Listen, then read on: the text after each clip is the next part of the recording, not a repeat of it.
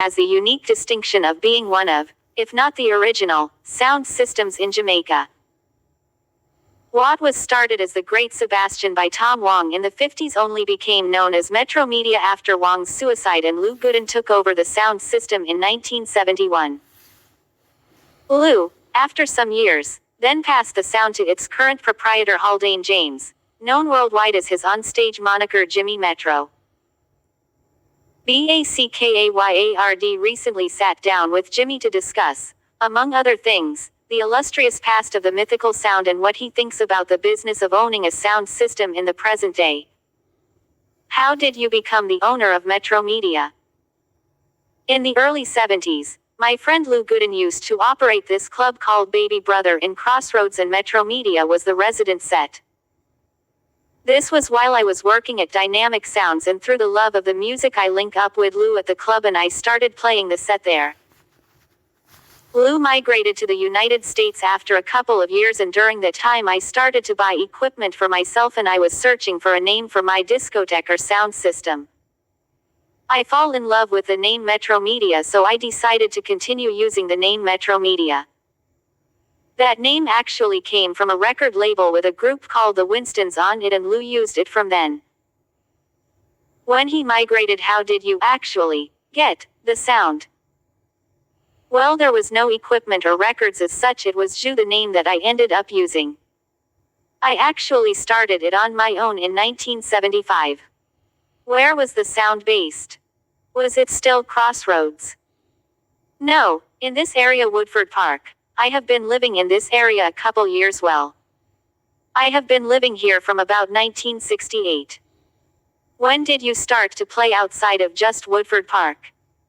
Dem time day it was a small system. We used to do little area jig, little bars, roadside and house party. After that we started to build up the sound, but even before I had a certain level of equipment we had a vast following. Because I used to be at Dynamic Sounds, music wasn't a problem. Oh, so as soon as the records press you got them? Right as soon as the records come out, and then I used to link up with other record companies like Federal. So music wasn't a problem, especially for me, who was the one who actually played in the early days. Going up to the early 80s, we had a selector who we used to call Snack Jack. Him used to live said place in Woodford Park, and during that time you used to have big sound like Gemini, Black Scorpio, Virgo, Afrique, who used to day down by Franklin Town. Where Metro Media got the big break is when I link up with Peter Metro. At the time he wasn't even Peter Metro, him used to call himself Peter Ranking, but here what happened now.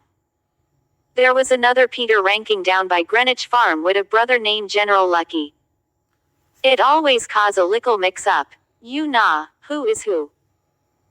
So one night he was DJing same place down here, and him say him is no longer Peter Ranking, he is now Peter Metro. It happened that around 1983, I went to England with Peter Metro, Josie Wales, Snack Jack and Sister Verna.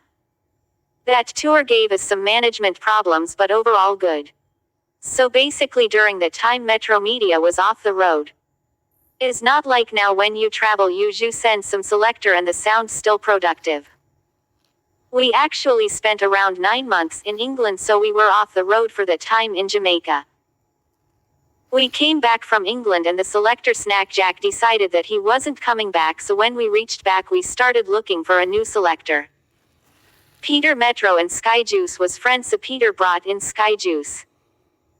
We also linked up with Zuzu, Wayne Wonder, who is a singer, Ashman, a whole lot of people. How important was having singers and DJs affiliated with your sound? All of the names you hear I call, like Zuzu, Peter Metro, Dr. C, Squidly Rank and Wayne Wonder, was exclusive to Metro Media. Not sure something like that would happen now. Ina dem time day dancehall used to different. How a DJ make him name in dem days day is be a part of a sound system. It is not like now you hear about a particular artiste who have no connection with a sound. When you talk about sound like Ja Love, you talk about Brigadier Jerry. Stereograph with Josie Wales and Charlie Chaplin. Black Scorpio with General Trees and Sassafras, Lee's Unlimited and Yellowman, and going back to Gemini with Wellington, Erie and Ringo, so every sound had a name brand DJ attached to it. What used to happen sometime is that a DJ would move from one sound to another sound.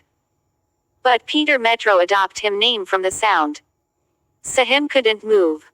Yeah, laughs. But him used to freelance and whatever.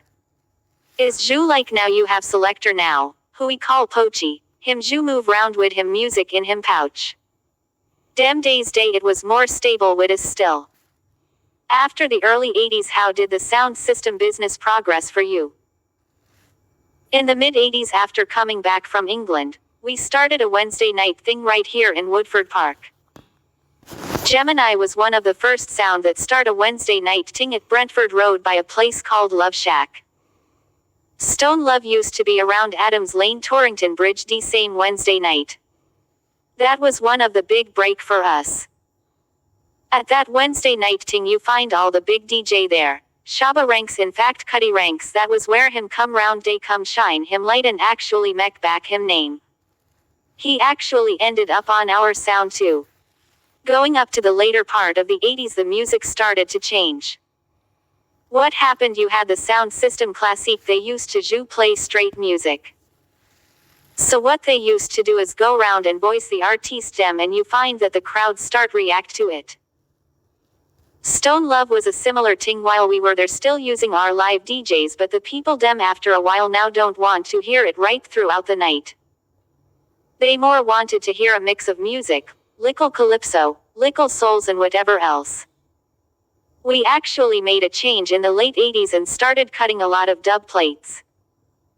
When we did have DJ dem we never need fi cut no dub plate. We have live dub plate. In the late 80s early 90s we started to add more selectors to the sound. We brought in people like Oliver, Scratchy, Luke and Silver, a whole lot of dem. We had around 6 of dem in 90s during some good times when it came onto music. Well, my experience with Metro Media goes back to the cassettes I used to listen to. Dem cassettes was more 80s cassettes, mid 80s coming up to the early part of the 90s dancehall cassettes. So 90s were good for Metro Media because of the expanded roster.